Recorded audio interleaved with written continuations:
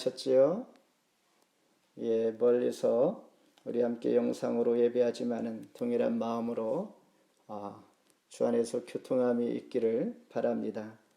오늘도 주신 말씀을 통하여 여기 계시지 않고 살아나셨느니라 라는 제목으로 함께 은혜를 나누고자 합니다. 오늘은 예수님이 사망 권세를 이기고 죽은 자 가운데서 3일 만에 살아나신 부활 주일입니다. 인간을 가장 절망하게 만드는 것이 무엇일까? 죽음입니다. 실존 철학자 키르케고르라는 사람은 죽음에 이르는 병이라는 책에서 인간이란 이렇게 정의하고 있습니다. 죽음이란 병에 걸려 절망하고 있는 존재다라는 것입니다. 그렇다면 절망의 반대는 무엇입니까?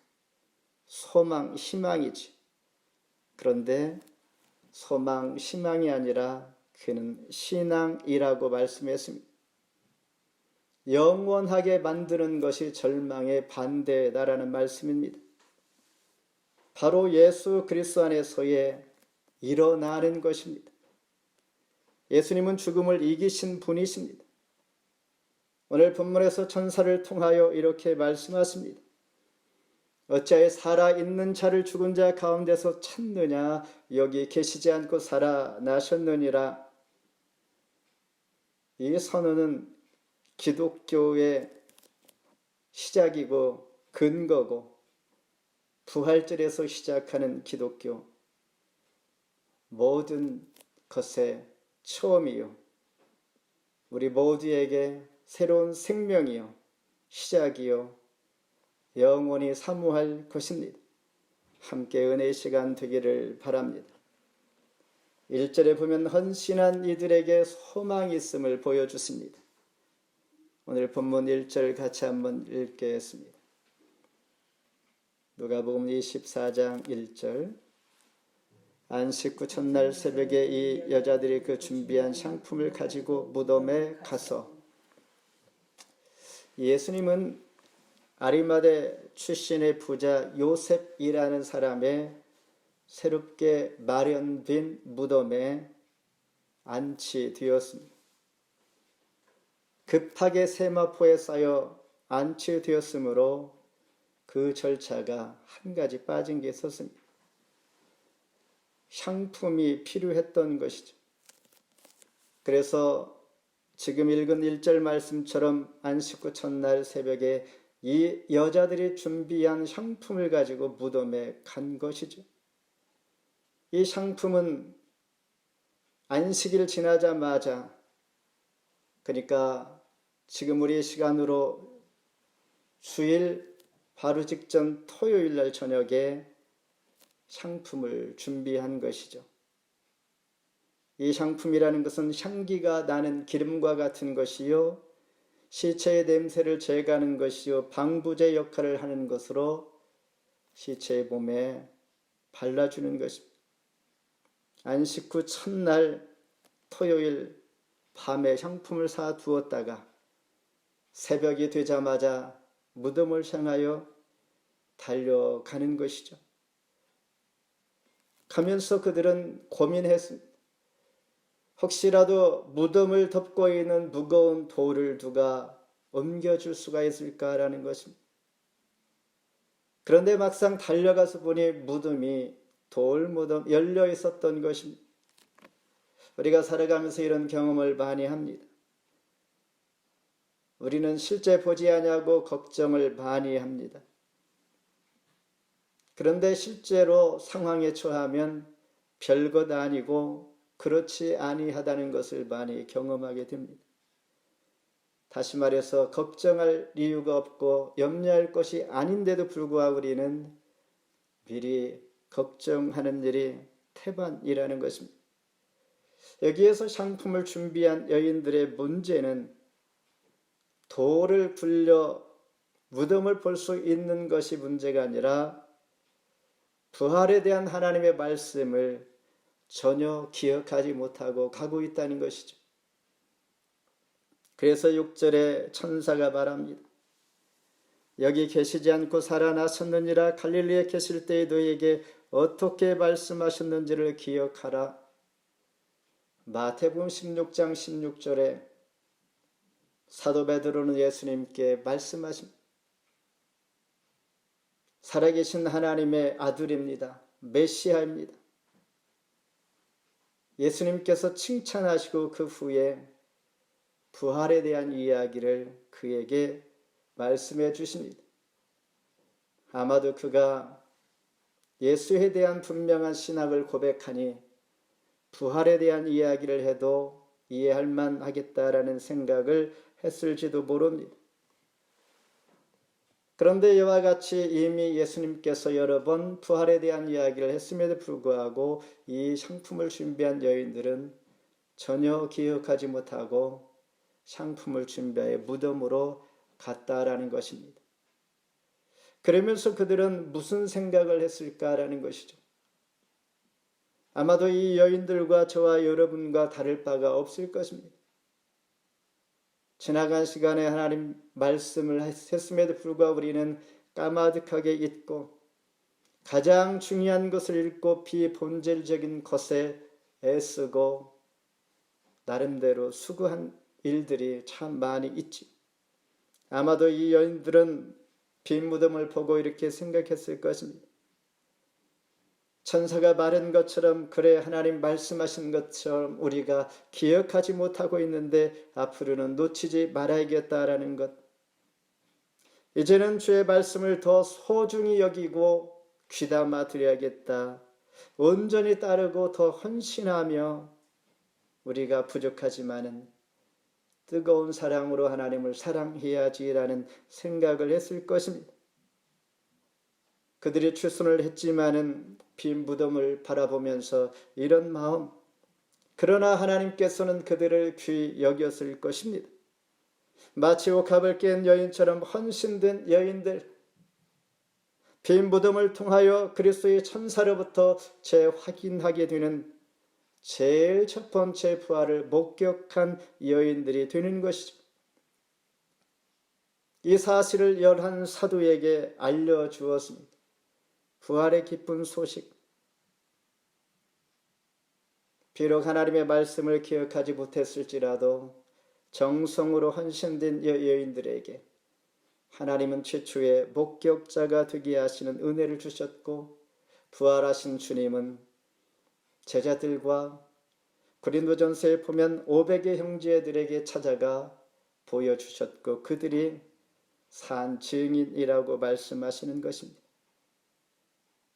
저와 여러분이 수고하고 애쓰고 주를 사랑하는 마음들, 비록 말씀을 다 기억하지 못할지라도 주님은 그 정성과 마음을 받으시고 하나님께서 귀한 은혜를 베풀어 주실 줄 믿습니다. 이 여인들처럼 이제 앞으로 하나님 주시는 말씀 기억하며 말씀 붙들고 소중히 여기며 오늘 주시는 부활의 메시지를 소중히 여기며 평생 붙들고 살아갈 수 있는 이런 마음의 결심과 하나님 앞에 고백을 하게 된다면 오늘 주시는 말씀의 충분한 은혜와 또한 이해로 우리가 받아들이는 줄 압니다. 두 번째는 빈 무덤과 천사가 증거한 3절 말씀입니다. 같이 읽습니다. 들어가니 주 예수의 시체가 보이지 아니하더라. 지금까지 부활주일 설교는 빈 무덤 이야기, 빈 무덤을 통하여 부활을 증거하는 이야기를 참 많이 해왔고 들어왔습니다. 그런데 또 이 말씀을 해야 하며 또한 들어야 하는 것은 어쩌면 우리가 믿지 못하면 믿으려 하지 않는 것, 그것이 아닐까라는 생각을 하면서 우리가 믿지 못하는 이 마음, 내 자신을 다시 한번 믿음을 갖는 그러한 고백을 또한 할 필요가 있습니다. 이 여인들이 부활의 증인으로 빈 무덤을 전하기 위하여 달려가 11절 12절에 보니 사도들이 허탄한 듯이 믿지 아니했다. 즉 직접 목격한 이 여인들의 소리에 그들은 믿지 않았다는 것입니다. 허탄한 듯이 헛된 말로 들었을 것입니다. 12절에 베드로 역시 믿음에 확신이 가지 아니하므로 무덤으로 달려가 확인하게 됩니다. 그런데 요한복음 20장 8절에 보면 그때야 무덤에 먼저 갔던 그 다른 제자도 들어가 보고 믿더라 그랬습니다. 요한은 믿었다는 것이죠. 같은 상황, 같은 장면을 보고 11사도, 특히 베드로 믿음의 확신이 가지 않았지만 요한은 믿었다 이렇게 표현하고 있습니다. 부활의 증거는 불확실해서가 아니라 믿음의 차이라는 것입니다. 의심의 사도 우리가 잘 아는 도마는 요한복음 20장 25절에 손에 못자국을 보며 못자국에 넣으며 옆구리에 넣어보지 않고는 믿지 아니하겠노라 이렇게 말하죠. 예수님께서 그 후에 어떻게 말씀하실까요? 요한복음 20장 29절에 너는 나를 본고로 믿느냐 보지 못하고 믿는 자들이 복되도다 하시니라. 꼭 보는 사람이 믿는 것이 아니라는 것이죠. 보지 않고 믿는 것이 더 큰 믿음이라고 말씀하시며, 그렇다면 꼭 우리가 봐야만 믿는 것이 아니요 보지 못하고 믿는 이 믿음 귀하게 여기고 우리가 말씀을 기억하는 것이죠. 24장 오늘 본문 쭉 보면 두 사람이 자주 나옵니다. 13절에 보면 엠마로 가는 두 제자가 있습니다. 24절에 두어 사람, 이 35절에 두 사람도 여기에서 누가복음을 기록한 누가는 무엇을 우리에게 말해주고 싶을까? 둘이라는 것을 강조하고 있는데 둘은 증인을 상징하고 있는 것입니다. 저자 누구는 이와 같이 부활의 증인이 여러분들인 것을 우리에게 초점을 맞춰서 24장은 기록하고 있다는 것입니다. 그래서 48절에 결론적으로 너희는 이 모든 일의 증인이라, 이 말씀을 접하고 듣고 읽는 저와 여러분은 증인이라는 것입니다.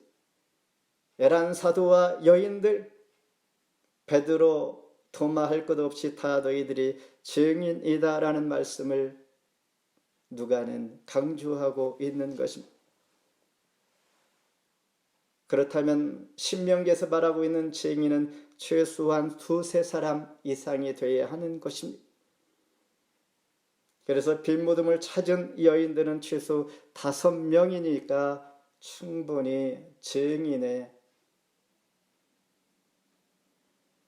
증인된 조건을 만족시켜 주는 것입니다. 그렇다면 제자들은 어떻게 증인이 되었을까라는 것. 주님께서 부활하시고 40일 동안 이 땅에 지내시면서 제자들을 자주 찾아보면서 그들에게 보고 알게 하셨습니다. 부활 후 제자들을 만날 때마다 아주 중요한 도구가 있습니다. 너희들이 증인이야. 증인된 삶을 살기를 원한다 할 때 주님께서 원하시는 도구는 바로 말씀이었습니다. 하나님의 말씀이 증인되는 핵심적인 도구이라는 것입니다. 32절에 보니 우리에게 성경을 풀어주실 때에 우리 속에서 마음이 뜨겁지 아니하더냐 하고, 엠마오로 가는 두 제자에게 예수님은 하나님 말씀을 풀어주셔서 성경을 강의해 주셨다는 말씀입니다. 그러니까 증인된 삶을 살아가는 도구는 하나님의 말씀을 붙잡는 것입니다. 기억하는 것입니다. 더 큰 증거는 무엇일까? 여러분, 빈 무덤, 또한 마리아 이 여인들의 이야기, 사도들의 이야기 다 중요하고 필요하지만은 내 안에 살아계신 예수님이 증거인 것을 고백합시다. 과거나 현재나 장래에 함께 하시는, 역사하시는 주님, 지금 나와 함께 하시는, 그러니 무슨 증거가 더 필요할까라는 것이죠. 그리고 제자들을 보면 주님을 부인하고 떠나고 그들이 부활하신 주님을 만난 이후로 순교자로 바뀐 제자들의 모습을 보는 이 자체가 바로 증인의 모습입니다. 부활하셨습니다. 마지막으로 다른 이에게 전할 사명이 있습니다. 9절 같이 한번 읽습니다. 무덤에서 돌아와 이 모든 것을 11사도와 다른 모든 이에게 알리니. 목격한 이 여자들이 빈 무덤을 보고 근심했습니다. 그런데 천사가 확신해 주시니 갑자기 근심과 두려움이 큰 기쁨이 되어버렸습니다. 이 기쁨은 부활하신 것을 이제 믿어진다라는 것이며, 이 기쁜 마음으로 11사도에게 달려간 이 여인들, 그리고 다른 이에게 모두 알리며 본문을 기록한 누가는 이 부분을 상기시킵니다. 바로 6절, 여기 계시지 않고 살아나셨으니 갈릴리에 계실 때에 너희에게 어떻게 말씀하셨는지를 기억하라. 갈릴리를 상기시켜 주십니다. 이 말씀은 무엇입니까?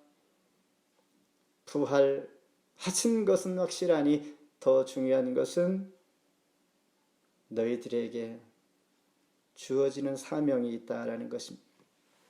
갈릴리가 어떤 곳입니까? 힘없는 자들, 평민, 억압과 가난이 있는 곳, 정치적으로 소외된 곳, 부와 명예와 권력이 없는 곳, 예수님의 사역이 시작된 곳, 예수님께서 공생에 시작할 때 회개하라 천국이 가까웠느니라 바로 선포되었던 곳이 갈릴리입니다.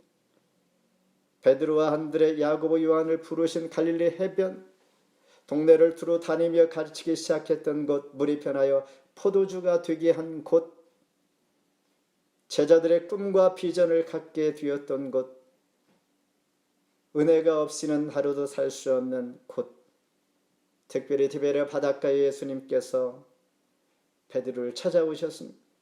3번씩 부인한 베드로, 그에게 찾아오셔서 위로하시고 양을 치라고 사명을 주신 곳, 그러므로 새로운 감격과 열정의 순간, 하나님을 만났던 그 순간, 그 사명의 자리로 돌아가는 것, 오늘 본문에서의 부활의 증거는 우리가 보고 듣고 느낀 바, 만진 바 되었으니 이제 우리를 통하여 사명자가 되어서 이 복음을, 부활의 소식을 전하는 우리 모두가 되어야 한다라는 말씀입니다.